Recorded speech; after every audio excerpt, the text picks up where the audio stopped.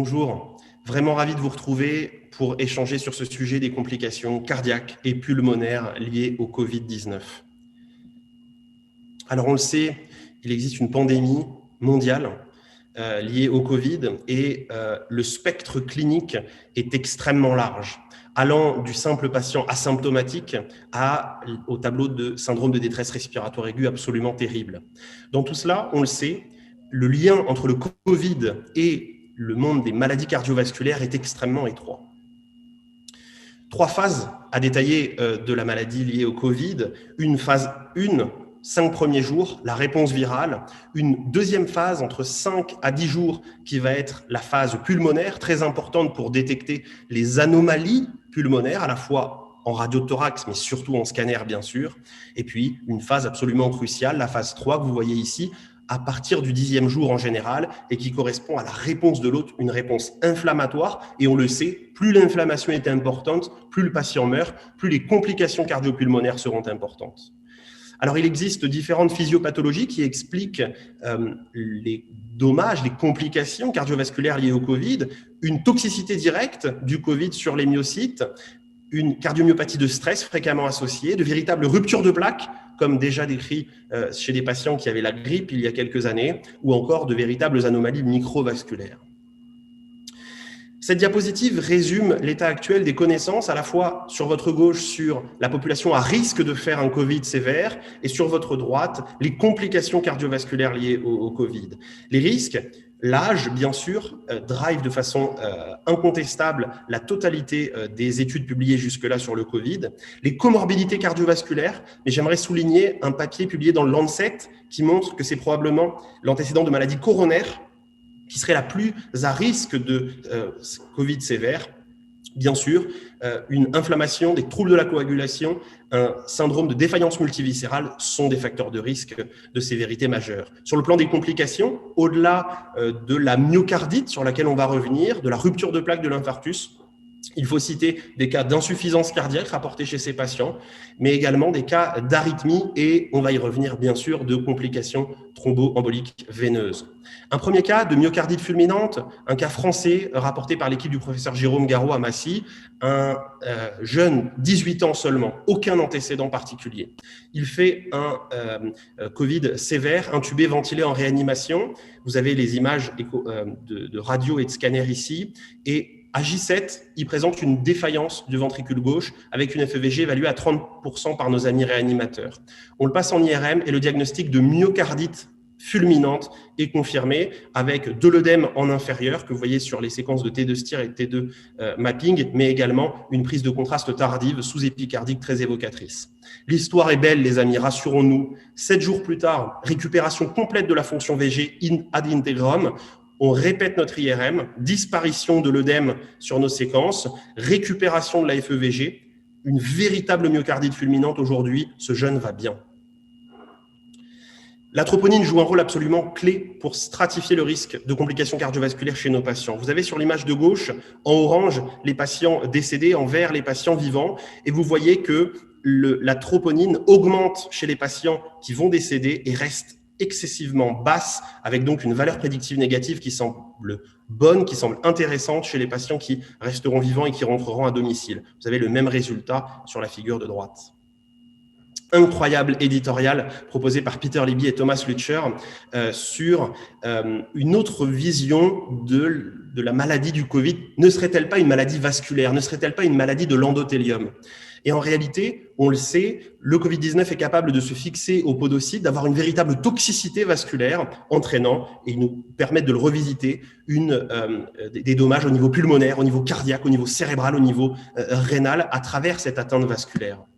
Alors l'atteinte vasculaire, elle touche aussi bien évidemment les artères pulmonaires. On le sait, juste un clin d'œil à ce groupe du Collège des cardiologues en formation, à Guillaume Bonnet, le président du Collège des cardiologues en formation, qui a porté cette étude de bout en bout aux plus de 60 investigateurs, jeunes, internes, chefs à travers la France qui ont recruté tous ces patients, au professeur Ariel Cohen, président de la SFC, qui nous a soutenus et qui nous a permis de décrire ici un taux de 8,3% d'embolie pulmonaire chez des patients hospitalisés pour Covid-19 tout venant et un taux de mortalité malheureusement de 12,2%, très proche des taux décrits jusque-là. Cette figure de synthèse résume les éléments clés de notre étude, avec à gauche les facteurs de risque de faire une embolie pulmonaire quand on a un Covid, être un homme, surtout avoir une inflammation importante. La CRP est un puissant marqueur, cela a été confirmé depuis. Et puis, de l'autre côté, important, l'anticoagulation préventive, qu'elle soit préventive seule ou préventive plus, étaient des facteurs protecteurs, bien sûr. Et on le sait, cette anticoagulation est absolument majeure pour prévenir le risque d'embolie pulmonaire. Il existe également des complications sur le plan rythmique. C'est des patients qui vont faire de l'AFA, qui vont faire du flotteur, qui vont faire de la tachycardie ventriculaire, sur tout un tas de phénomènes qui sont maintenant bien décrits. Il doit y avoir une prise en charge du risque rythmique de ces patients. Passons sur le plan pulmonaire. J'aimerais vous présenter deux patients. Un premier patient de 75 ans, c'est un homme qui consulte, il est asymptomatique, mais il a un test PCR qui est positif. Il est sous 2 litres d'oxygène le jour de son entrée, et vous le voyez sur le scanner, aucune lésion particulière. 2 jours plus tard, détresse respiratoire aiguë sous 15 litres d'oxygène, et vous voyez qu'il y a une progression absolument rapide, absolument terrible des lésions pulmonaires au scanner. Plus inquiétant encore pour nous, récemment publié dans le Lancet, cette patiente de 73 ans, qui ne se plaint de rien et qui ne se plaindra de rien, parfaitement asymptomatique. On lui fait un scanner et vous voyez qu'on découvre des véritables lésions évocatrices du Covid avec ces aspects de plage en verre dépoli, de crazy paving, alors que cette patiente ne se plaint de rien. Combien de patients ne se plaignent de rien et ont de véritables lésions pulmonaires au scanner liées au Covid? C'est une grande question, nous n'avons pas la réponse. Vous avez probablement vu passer cette étude publiée il y a quelques mois maintenant qui évoquait qu'au décours d'une infection à Covid, on avait 78% de résultats anormaux sur notre IRM cardiaque. Eh bien, cette étude présente certaines limites et qui, à mon sens, ne permet pas de conclure sur les complications chroniques du Covid sur le cœur. Tout d'abord, plus de 60% avaient une augmentation du T2 qui peut être rattachée à de l'œdème myocardique. Et puis, le délai entre le début des symptômes et l'IRM était relativement limité, moins d'1 mois et demi. Et donc, nous sommes encore dans une phase aiguë ou subaiguë pour évaluer les choses. En conclusion, beaucoup d'éléments aujourd'hui pour bien comprendre les complications aiguës, à la fois cardiovasculaires et pulmonaires du Covid, allant du simple patient asymptomatique à une détresse respiratoire aiguë absolument majeure. Et puis, cette question qui nous obnubile tous, chercheurs, cliniciens, personnes en général, c'est cet enjeu des complications chroniques du Covid. Nous n'avons pas encore toutes les réponses pour conclure à cette question. Je vous remercie pour votre attention. Bonjour, je suis le professeur Adjadj, je travaille à l'Institut du Thorax à Nantes et je vais partager avec vous des données sur la microangiopathie diabétique et les formes graves de la Covid-19. Voici mes liens d'intérêt qui recouvrent l'ensemble des partenaires industriels en lien avec le diabète et ses complications. Voici les objectifs de l'étude Coronado. Au moment de la première vague de la Covid-19 et du confinement, nous avions une grande incertitude. Et Coronado avait pour objectif de décrire les caractéristiques phénotypiques des patients diabétiques hospitalisés pour Covid-19 dans les hôpitaux français, d'identifier les facteurs pronostiques de la Covid-19 chez les sujets diabétiques. Et cette recherche était une première mondiale. Nous sommes la première étude qui avait été enregistrée sur clinicaltrial.gov.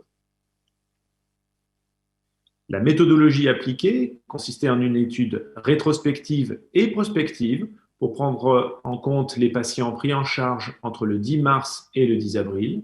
Il s'agissait d'une étude multicentrique nationale avec un recueil standardisé des données phénotypiques sur dossiers médicaux, une participation pro bono de l'ensemble des centres et un recueil de non-opposition des patients après accord de la CNIL et du comité d'éthique nantais.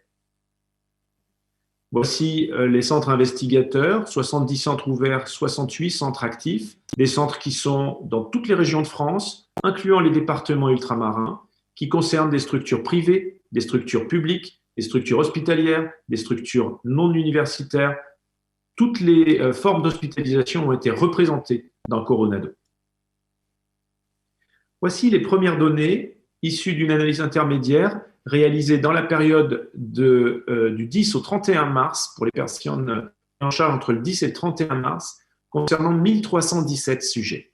les sujets étaient assez comparables à ce qu'ils ont été plus tard, c'est-à-dire une surreprésentation masculine, un âge moyen de 70 ans, et puis une représentation majoritaire du diabète du type 2. Lorsque l'on regarde les facteurs associés au risque de décès, on voit bien le rôle particulier des complications micro- et macrovasculaires. Si l'on regarde de façon précise, en analyse multivariée, on voit bien que le fait d'avoir des antécédents micro aussi bien que macrovasculaires s'associe à une augmentation significative du risque de décès dans cette analyse intermédiaire. Voici maintenant des données qui seront publiées pour la première partie dans un papier dans Diabétologia. Pratiquement 2800 sujets, la prise en charge dans la période complète d'observation 10 mars au 10 avril. Et lorsque l'on compare les sujets en fonction du risque de décès, vous voyez que l'âge avancé, mais uniquement les complications microvasculaires, s'associent au risque de décès. Donc, lorsque l'on regarde la même analyse en multivarié, ici pour la droite de l'écran, pour le risque microvasculaire, 2 fois plus de risque pour les personnes présentant une atteinte microvasculaire et seulement 15% non significative d'augmentation du risque lié aux complications macrovasculaires.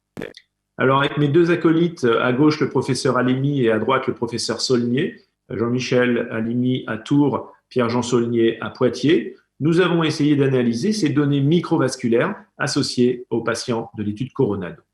Donc, sur les 2800 ou peu s'en faut participants, nous avions des données phénotypiques complètes pour 1755 sujets.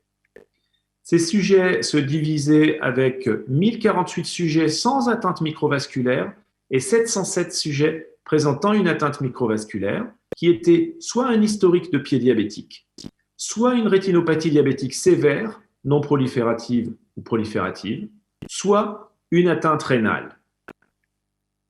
Ce que vous voyez, c'est que le fait d'avoir une complication microvasculaire, dès la présence d'une complication au moins microvasculaire, le risque de décès a augmenté de façon significative, cette analyse ici étant univariée. Alors, pour compléter la question, nous avons réalisé une analyse multivariée, ajustée sur l'axe sur l'âge et le sexe, en considérant notre groupe de référence ne présentant aucune complication et en comparant laquelle des complications microvasculaires s'associaient à un risque particulier de décès. Lorsque l'on considère les sujets présentant seulement une atteinte rétinienne, le risque de décès est augmenté, mais de façon non significative. Par contre, lorsqu'il existait une atteinte neurologique ou une atteinte rénale, on avait un plus que doublement du risque de présenter un décès dans les 28 jours suivant l'admission. Lorsque les complications étaient associées, c'est-à-dire atteinte rénale plus atteinte neurologique, atteinte rénale plus atteinte rétinienne plus atteinte neurologique, vous voyez ici les hazard ratios, on augmente très significativement le risque de mourir dans les 28 jours suivant la prise en charge. Et lorsque l'on ajuste sur l'âge et le sexe, le fait d'avoir les 3 complications s'associe à un risque qui est pratiquement quadruplé d'avoir un décès dans les 28 jours. Ainsi, grâce à ces données spécifiques qui ont été difficiles à collecter, le recueil n'est pas complet, mais il nous permet d'avancer dans notre compréhension. On voit bien que l'atteinte microvasculaire s'associe à un surrisque, quelle que soit la complication, mais que cette atteinte est particulièrement sévère en cas d'atteinte rénale ou neurologique, que nos données sont limitées par le faible nombre d'événements microvasculaires autres que rénaux, l'événement rénal est plus facile à identifier, et que ces déterminants restent à bien comprendre. Et pour terminer, il est important pour moi de remercier toutes les personnes ayant participé, en premier lieu les investigateurs, mais aussi le conseil scientifique, toutes les personnes qui ont été en support de cette étude au CHU de Nantes et le comité de pilotage avec mes amis que sont Mathieu Pichelin, Mathieu Varny, Pierre Gourdy à Toulouse et Bertrand Cariou à Nantes. Je vous remercie pour votre attention. Bonjour, je suis Michel Azizi, je suis responsable de l'unité d'hypertension artérielle à l'hôpital européen Georges Pompidou et parler de l'ACE2, enzyme de conversion type 2, comme récepteur d'entrée du SARS-CoV-2. Nous sommes devant une pandémie importante, puisque le dernier chiffre rapporté par l'OMS hier soir montre qu'il y a 70 millions de personnes qui sont infectées et plus d'1,5 million personnes qui sont décédées de cette maladie. Comme vous le savez, il y a une progression de cette maladie avec 3 stades. Une première étape qui est une infection précoce qui va entraîner une réponse virale après que le coronavirus va entrer dans les cellules de la muqueuse nasopharyngée et puis bronchique. Une deuxième phase, c'est la phase pulmonaire avec des anomalies radiologiques. Et la troisième phase, c'est le stade d'hyperinflammation avec une réponse de l'hôte, avec des marqueurs d'inflammation et marqueurs cardiaques qui sont augmentés. Alors, quel est le rôle de l'ACE2 dans la pathophysiologie du Covid-19? En fait, ce rôle avait été déjà visualisé et découvert pour le SARS-CoV, c'est-à-dire la première des infections liées à des virus de type SARS. Juste un rappel de ce qu'est le système rénine-angiotensine. Sur la partie droite de la diapositive, vous avez le système rénine-angiotensine classique avec la rénine, qui est une enzyme d'origine rénale qui va cliver son substrat, l'angiotensinogène, pour générer de l'angiotensine 1, peptide inactif, converti en angiotensine 2 par l'enzyme de conversion de l'angiotensine, qui est une ectoenzyme avec 2 sites actifs, l'enzyme de conversion aussi convertissant la bradykinine en métabolite inactif. L'enzyme de conversion génère de l'angiotensine 2 qui, agissant sur son récepteur AT1, va induire la synthèse d'aldostérone, va induire une augmentation des résistances vasculaires et une activation de l'hormone antidiurétique. À côté de ce système, il y a l'ACE2 que vous voyez sur la partie gauche de la diapositive, qui est une ectoenzyme, cette fois-ci pas avec 2 sites actifs, mais un seul site actif. C'est un homologue de l'enzyme de conversion, mais qui n'est pas du tout inhibé par les inhibiteurs de l'enzyme de conversion. Vous voyez que cette enzyme de conversion de type 2 convertit l'angiotensine 1 en angiotensine 1,9, qui elle-même est reconvertie par 2 enzymes, dont la néprilésine, en angiotensine 1,7. Et c'est cette angiotensine 1,7 qui agit sur le récepteur MAS et qui est responsable d'une contrebalance des effets de l'angiotensine 2, c'est-à-dire vasodilatation, anti-inflammation, effet antifibrotique et antiprolifératif. Donc, il y a une balance permanente entre les effets de l'angiotensine 2 contrebalancés par les effets de l'angiotensine 1. Alors, c'est là que le SARS-CoV-2 utilise l'ACE2 via sa protéine spike, comme vous le voyez sur la partie gauche de la diapositive, pour envahir l'épithélium oropharyngé. Il se lie à l'ACE2 et avec un cofacteur qui est TRMPPRS2, va pénétrer à l'intérieur des cellules par l'intermédiaire d'une clatrine. Et une fois qu'il est à l'intérieur de la cellule, il va se reproduire. L'ACE2 est alors libéré et va circuler, ne va plus être une ectoenzyme, mais va circuler à faible concentration. Donc, cette diapositive montre sur la partie gauche le binding et l'internalisation du virus SARS-CoV-2 à l'intérieur de la cellule où il va se reproduire et les conséquences qui vont se passer en termes de débalance entre, d'un côté, la synthèse d'angiotensine 2 et celle d'angiotensine 1,7. En effet, comme je vous l'ai expliqué, l'ACE2 est diminuée puisqu'elle n'est plus exprimée à la surface de la membrane et donc cette débalance va augmenter l'inflammation, la vasoconstriction, la thrombose, en particulier l'immunothrombose et donc va activer la réaction immunitaire et l'atteinte pulmonaire. Alors l'ACE2, qui est représenté ici sur la partie droite de la diapositive comme une enzyme monomérique avec un domaine protéase qui est une ectoenzyme, comme vous le voyez sur la partie gauche de la diapositive, est exprimée dans beaucoup d'endroits, dans la muqueuse nasopharyngée, mais aussi au niveau cardiaque, des vaisseaux, des poumons, du foie, des reins et des entérocytes. Ce qui vous explique que le SARS-CoV-2 peut avoir un tropisme pour l'ensemble de ces organes. Principalement, vous voyez ici le pharynx et les poumons, mais on voit aussi qu'il est susceptible de se fixer sur le rein, le foie, le cœur, le cerveau et circuler, et donc responsable de différents aspects de la maladie. Un aspect particulier comme est l'endothélite, donc une maladie de l'endothélium induite par le Covid-19 qui peut favoriser aussi les thromboses, que l'on voit très bien ici sur cette diapositive, montrant le SARS-CoV-2 à l'intérieur de cellules endothéliales et leur accumulation dans ces cellules avec évidence d'une mort cellulaire endothéliale. Alors, ceci pose immédiatement la question qu'on verra lors de la prochaine présentation du rôle des inhibiteurs du système rénine-angiotensine. Sont-ils dangereux ou protecteurs? Et vous voyez qu'il y a deux hypothèses qui se sont affrontées. D'un côté, les IEC antagonistes de l'angio2 pourraient augmenter l'expression d'ACE2 et donc favoriser le binding du virus et son entrée. La deuxième hypothèse, c'est protectif parce qu'on va bloquer les effets de l'angiotensine 2 qui sont délétères alors qu'on a perdu la débalance par l'angiotensine 1.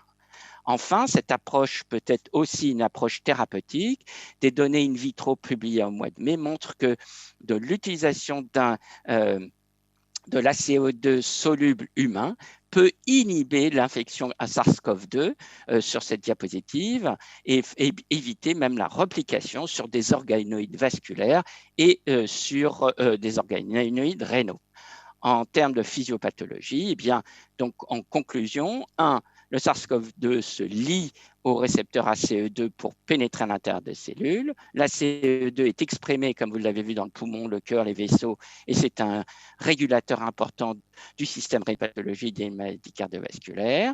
L'ACE2 est une ectoenzyme, mais sa forme courte et soluble et circule dans le sang à très faible concentration.